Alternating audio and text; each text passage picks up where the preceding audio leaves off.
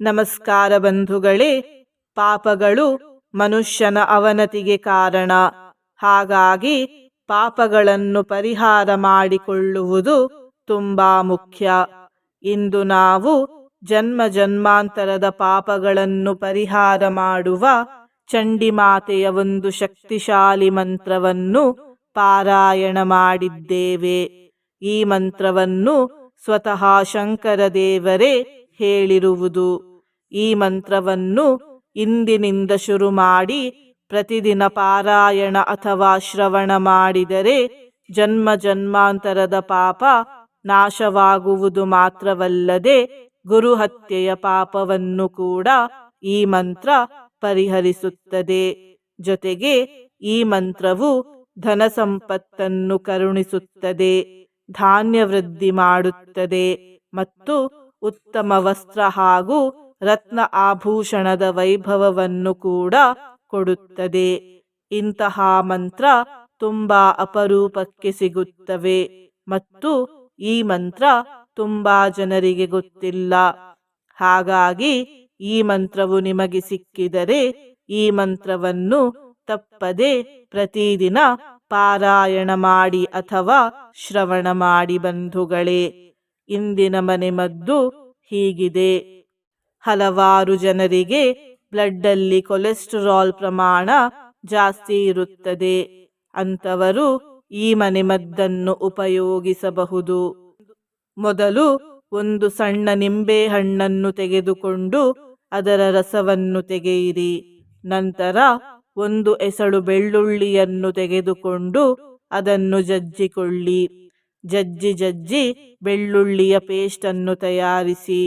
ಈ ಪೇಸ್ಟನ್ನು ನಿಂಬೆ ರಸಕ್ಕೆ ಹಾಕಿ ಚೆನ್ನಾಗಿ ಮಿಕ್ಸ್ ಮಾಡಿ ಸೇವಿಸಿ. ಹೀಗೆ ಪ್ರತಿದಿನ ಮಾಡಿದರೆ ಬ್ಲಡ್ ಕೊಲೆಸ್ಟರಾಲ್ ಕಡಿಮೆಯಾಗುತ್ತದೆ. ಪಿತ್ತದ ಸಮಸ್ಯೆ ಇದ್ದರೆ ಅಥವಾ ಶರೀರದಲ್ಲಿ ಎಲ್ಲಿಯಾದರೂ ಉರಿ ಇದ್ದರೆ ಅಥವಾ ಆಸಿಡಿಟಿಯ ಸಮಸ್ಯೆ ಇದ್ದರೆ ಈ ಮನೆಮದ್ದನ್ನು ಉಪಯೋಗಿಸಬೇಡಿ. ಬಂಧುಗಳೇ, ನೀವು ಚಾನಲಿಗೆ ಮೊದಲನೇ ಬಾರಿ ಬಂದಿದ್ದರೆ ಚಾನಲ್ ಅನ್ನು ಸಬ್ಸ್ಕ್ರೈಬ್ ಮಾಡಿ ಹತ್ತಿರದ ಬೆಲ್ ಬಟನ್ ಒತ್ತಿ ಆಲ್ ಅನ್ನುವ ಆಪ್ಷನ್ ಅನ್ನು ಸೆಲೆಕ್ಟ್ ಮಾಡಿ. ನೀವು ಸಬ್ಸ್ಕ್ರೈಬ್ ಮಾಡಿದರೆ ನಮಗೂ ಇನ್ನೂ ಹೆಚ್ಚು ವಿಡಿಯೋ ಮಾಡಲು ಸ್ಫೂರ್ತಿ ಸಿಗುತ್ತದೆ ಮತ್ತು ನಿಮಗೂ ನಮ್ಮ ಹೊಸ ವಿಡಿಯೋ ಅಪ್ಲೋಡ್ ಆದ ತಕ್ಷಣವೇ ಸಿಗುತ್ತದೆ. ಮಂತ್ರಶ್ರವಣ ಮಾಡುವಾಗ ಓಂ ಚಂಡಿಕಾಯೇ ನಮಃ ಎಂದು ಕಮೆಂಟ್ ಮಾಡಿ ಬಂಧುಗಳೇ. ಮಂತ್ರ ಪಾರಾಯಣವನ್ನು ಶುರು ಮಾಡೋಣ.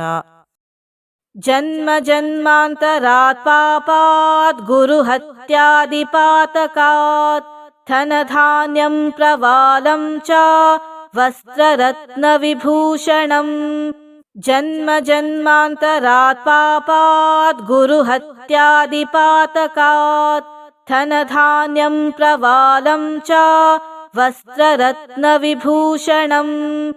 ಜನ್ಮ ಜನ್ಮಾಂತರಾತ್ ಪಾಪಾತ್ ಗುರು ಹತ್ಯಾದಿ ಪಾತಕಾತ್ ಧನಧಾನ್ಯಂ ಪ್ರವಾಲಂ ಚ ವಸ್ತ್ರರತ್ನ ವಿಭೂಷಣಂ.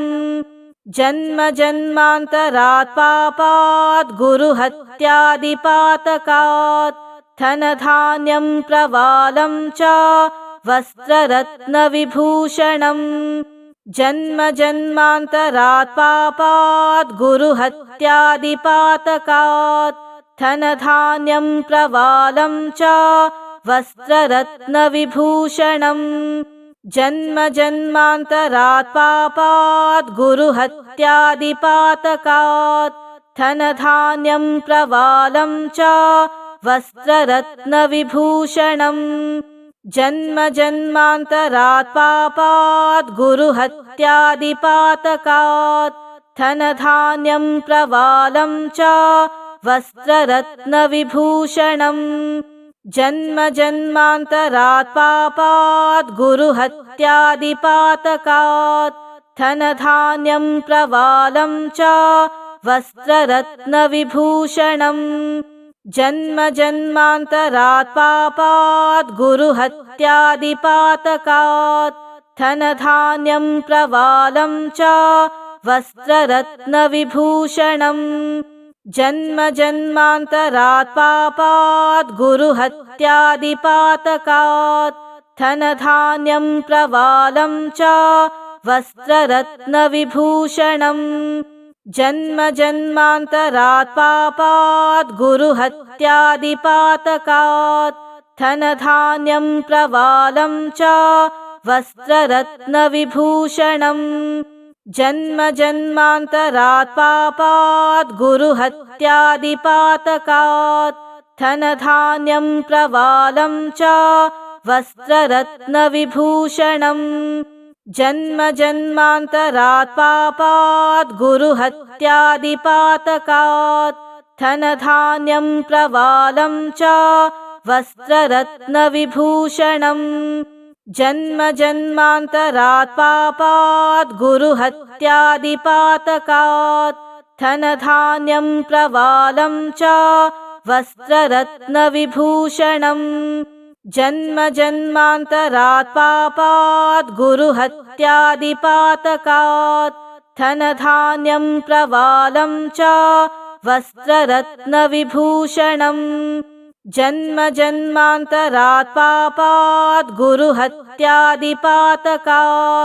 धनधान्यं प्रवालं च वस्त्ररत्नविभूषणम् जन्म जन्मान्तरात् पापात् गुरुहत्यादिपातकात् धनधान्यं प्रवालं च वस्त्ररत्नविभूषणम् जन्म जन्मान्तरात् पापात् गुरुहत्यादिपातकात् धनधान्यं प्रवालं च वस्त्ररत्नविभूषणम् जन्म जन्मान्तरात् पापात् गुरुहत्यादिपातकात् धनधान्यं प्रवालं च वस्त्ररत्नविभूषणम् जन्म जन्मान्तरात् पापात् गुरुहत्यादिपातकात् धनधान्यं प्रवालं च वस्त्ररत्नविभूषणम्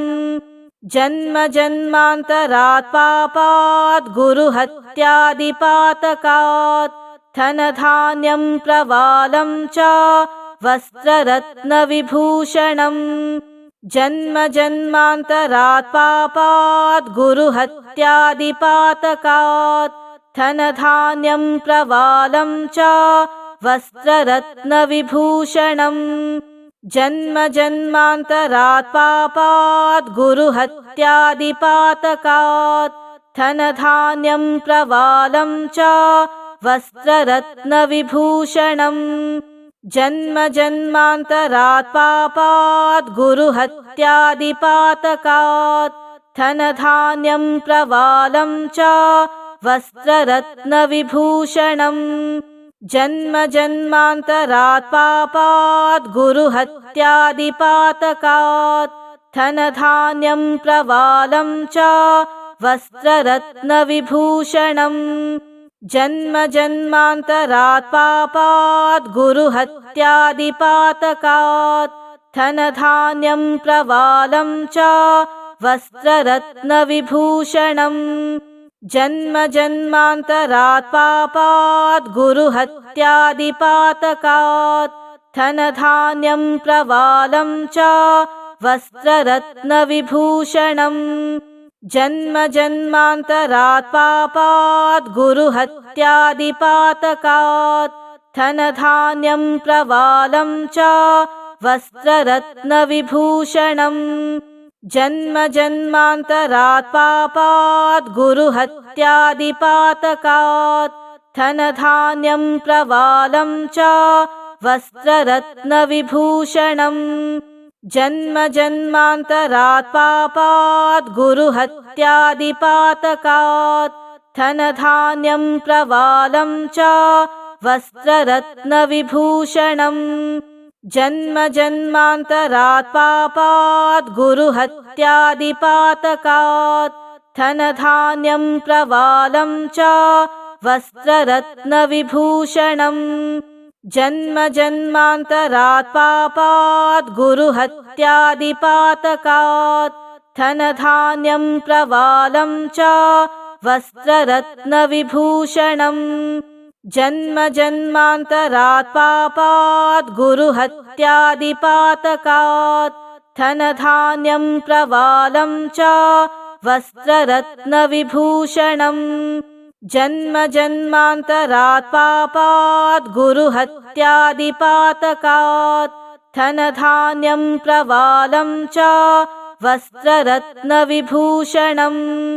जन्म जन्मान्तरात् पापात् गुरुहत्यादिपातकात् धनधान्यं प्रवालं च वस्त्ररत्नविभूषणम् जन्म जन्मान्तरात् पापात् गुरुहत्यादिपातकात् धनधान्यं प्रवालं च वस्त्ररत्नविभूषणम् जन्म जन्मान्तरात् पापात् गुरुहत्यादिपातकात् धनधान्यं प्रवालं च वस्त्ररत्नविभूषणम् जन्म जन्मान्तरात् पापात् गुरुहत्यादिपातकात् धनधान्यं प्रवालं च वस्त्ररत्नविभूषणम् जन्म जन्मान्तरात् पापात् गुरुहत्यादिपातकात् धनधान्यं प्रवालं च वस्त्ररत्नविभूषणम् जन्म जन्मान्तरात् पापात् गुरुहत्यादिपातकात् धनधान्यं प्रवालं च वस्त्ररत्नविभूषणम् जन्म जन्मान्तरात् पापात् गुरुहत्यादिपातकात् धनधान्यं प्रवालं च वस्त्ररत्नविभूषणम् जन्म जन्मान्तरात् पापात् गुरुहत्यादिपातकात् धनधान्यं प्रवालं च वस्त्ररत्नविभूषणम् जन्म जन्मान्तरात् पापात् गुरुहत्यादिपातकात् धनधान्यं प्रवालं च वस्त्ररत्नविभूषणम् जन्म जन्मान्तरात् पापात् गुरुहत्यादिपातकात् धनधान्यं प्रवालं च वस्त्ररत्नविभूषणम् जन्म जन्मान्तरात् पापात् गुरुहत्यादिपातकात् धनधान्यं प्रवालं च वस्त्ररत्नविभूषणम् जन्म जन्मान्तरात् पापात् गुरुहत्यादिपातकात् धनधान्यं प्रवालं च वस्त्ररत्नविभूषणम् जन्म जन्मान्तरात् पापात् गुरुहत्यादिपातकात् धनधान्यं प्रवालं च वस्त्ररत्नविभूषणम् जन्म जन्मान्तरात् पापात् गुरुहत्यादिपातकात् धनधान्यं प्रवालं च वस्त्ररत्नविभूषणम् जन्म जन्मान्तरात् पापात् गुरुहत्यादिपातकात् धनधान्यं प्रवालं च वस्त्ररत्नविभूषणम् जन्म जन्मान्तरात् पापात् गुरुहत्यादिपातकात् धनधान्यं प्रवालं च वस्त्ररत्नविभूषणम्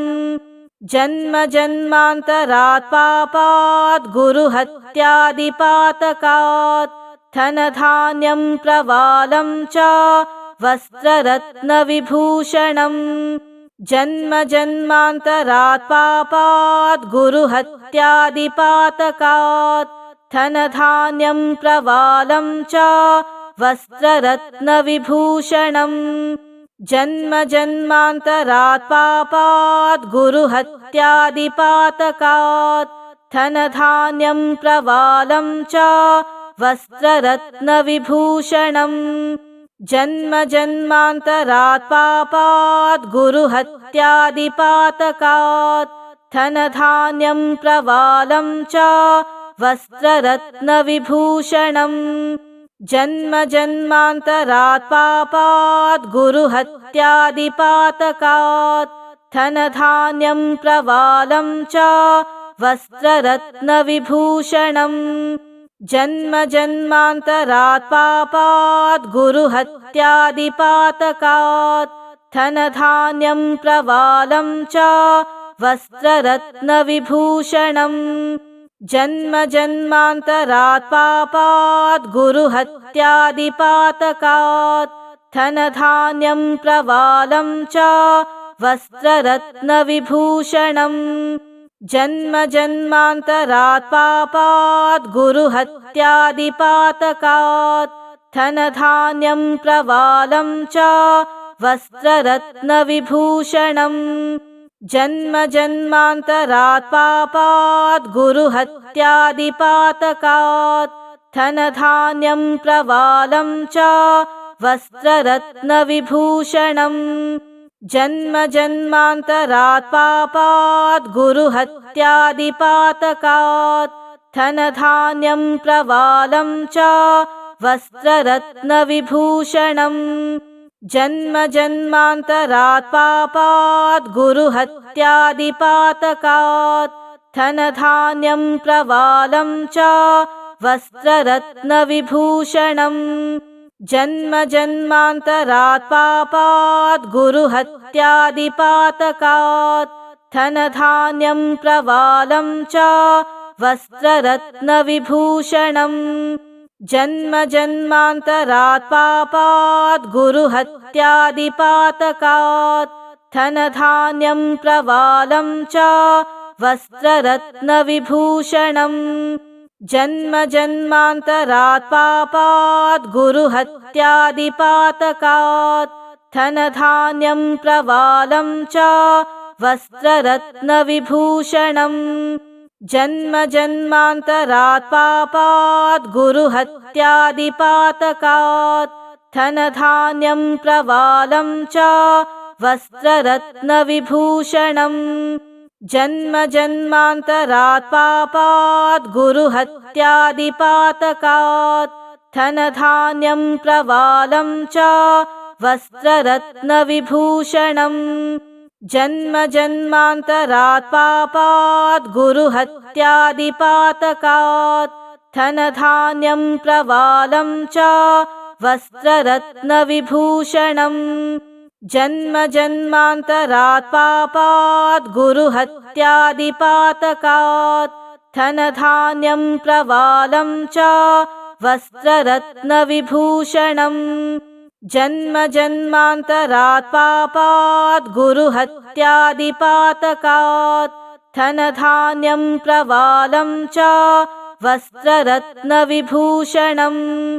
जन्म जन्मान्तरात् पापात् गुरुहत्यादिपातकात् धनधान्यं प्रवालं च वस्त्ररत्नविभूषणम् जन्म जन्मान्तरात् पापात् गुरुहत्यादिपातकात् धनधान्यं प्रवालं च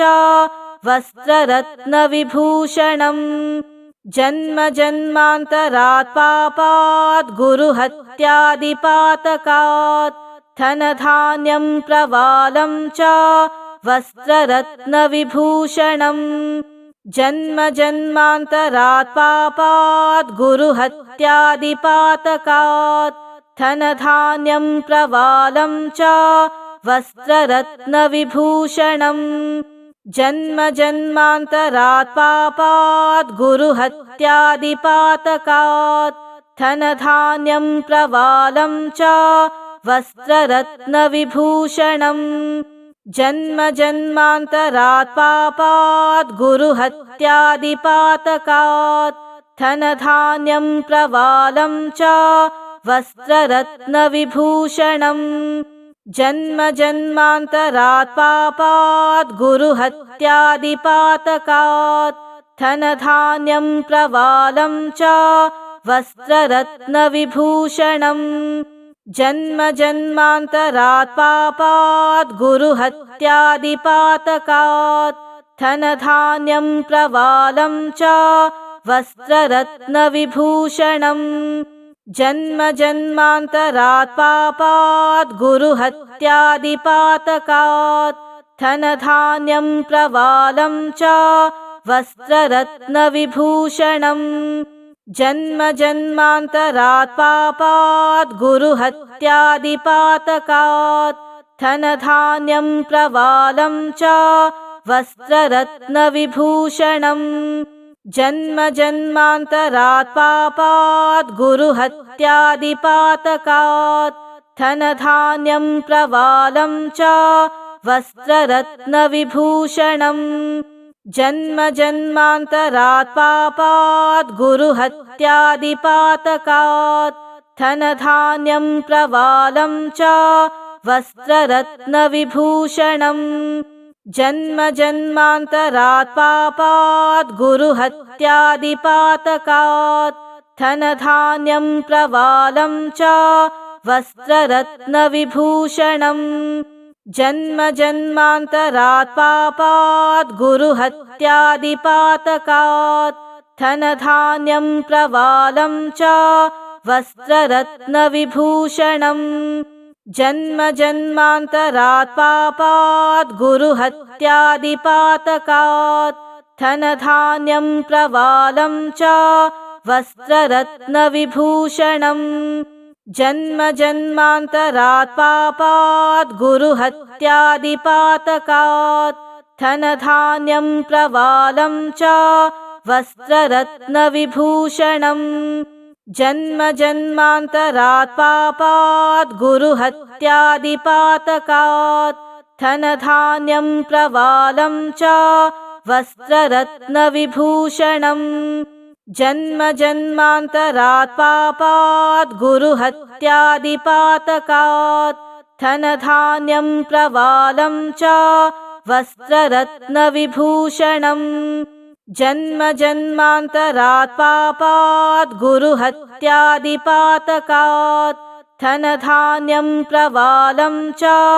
वस्त्ररत्नविभूषणम् जन्म जन्मान्तरात् पापात् गुरुहत्यादिपातकात् धनधान्यं प्रवालं च वस्त्ररत्नविभूषणम् जन्म जन्मान्तरात् पापात् गुरुहत्यादिपातकात् धनधान्यं प्रवालं च वस्त्ररत्नविभूषणम् जन्म जन्मान्तरात् पापात् गुरुहत्यादिपातकात् धनधान्यं प्रवालं च वस्त्ररत्नविभूषणम् जन्म जन्मान्तरात् पापात् गुरुहत्यादिपातकात् धनधान्यं प्रवालं च वस्त्ररत्नविभूषणम् जन्म जन्मान्तरात् पापात् गुरुहत्यादिपातकात् धनधान्यं प्रवालं च वस्त्ररत्नविभूषणम् जन्म जन्मान्तरात् पापात् गुरुहत्यादिपातकात् धनधान्यं प्रवालं च वस्त्ररत्नविभूषणम् जन्म जन्मान्तरात् पापात् गुरुहत्यादिपातकात् धनधान्यं प्रवालं च वस्त्ररत्नविभूषणम् जन्म जन्मान्तरात् पापात् गुरुहत्यादिपातकात् धनधान्यं प्रवालं च वस्त्ररत्नविभूषणम् जन्म जन्मान्तरात् पापात् गुरुहत्यादिपातकात् धनधान्यं प्रवालं च वस्त्ररत्नविभूषणम् जन्म जन्मान्तरात् पापात् गुरुहत्यादिपातकात् धनधान्यं प्रवालं च वस्त्ररत्नविभूषणम् जन्म जन्मान्तरात् पापात् गुरुहत्यादिपातकात् धनधान्यं प्रवालं च वस्त्ररत्नविभूषणम् जन्म जन्मान्तरात् पापात् गुरुहत्यादिपातकात् धनधान्यं प्रवालं च वस्त्ररत्नविभूषणम् जन्म जन्मान्तरात् पापात् गुरुहत्यादिपातकात् धनधान्यं प्रवालं च वस्त्ररत्नविभूषणम् जन्म जन्मान्तरात् पापात् गुरुहत्यादिपातकात् धनधान्यं प्रवालं च वस्त्ररत्नविभूषणम् जन्म जन्मान्तरात् पापात् गुरुहत्यादिपातकात् धनधान्यं प्रवालं च वस्त्ररत्नविभूषणम् जन्म जन्मान्तरात् पापात् गुरुहत्यादिपातकात् धनधान्यं प्रवालं च वस्त्ररत्नविभूषणम् जन्म जन्मान्तरात् पापात् गुरुहत्यादिपातकात् धनधान्यं प्रवालं च वस्त्ररत्नविभूषणम् जन्म जन्मान्तरात् पापात् गुरुहत्यादिपातकात् धनधान्यं प्रवालं च वस्त्ररत्नविभूषणम् जन्म जन्मान्तरात् पापात् गुरुहत्यादिपातकात् धनधान्यं प्रवालं च वस्त्ररत्नविभूषणम् जन्म जन्मान्तरात् पापात् गुरुहत्यादिपातकात् धनधान्यं प्रवालं च वस्त्ररत्नविभूषणम्